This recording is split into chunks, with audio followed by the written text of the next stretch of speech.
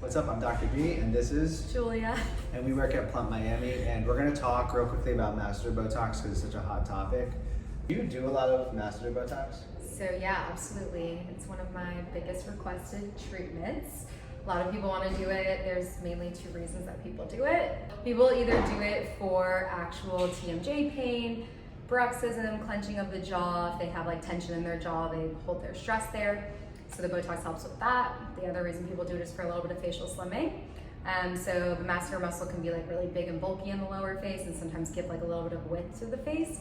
So if people want to like kind of like slim down their jaw, if you put a little Botox in there, it'll slim your face a little bit. What's like the most common question you get when people come in about like, never done it before, and they're like, I want to do my masseters. What is like the common question you think you get? You know, frequency of dosing. It'll be like every 3-4 months, and then after like 3 or 4 treatments, it'll be like twice a year. Facial slimming, people want to know if it actually works. Or they'll show me like a photo from social media where like someone's face went from like this to this, and is it just Masseter Botox?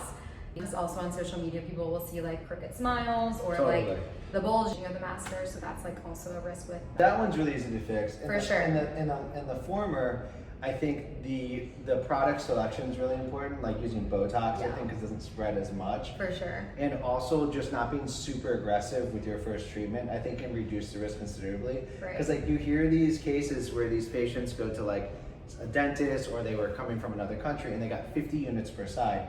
And like, you have to work up to that. What would you say like your average dosing is? Well, I'd say 16 is probably my average. I go sometimes as low as like 10, 12, and sometimes I'll get into like 20, 22. The other thing that patients ask a lot is the pain level associated with it, which I think is a huge question I get all the time. I've been told it is actually painless. Yeah, like compared to upper face Botox, I feel the which same way. I have not done my masters, but I've done upper face Botox, but everyone tells me that it's less than the masters.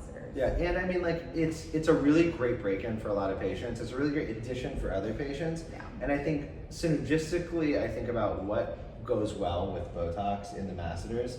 And I think that, I think everyone has the same thought, Cheek right? filler. Yeah, cheek filler, because you're kind of bringing that cheek out a little and then masseter in a little. Yeah. And those are both probably the easiest, in my opinion, of the two categories of Botox and filler. It's great.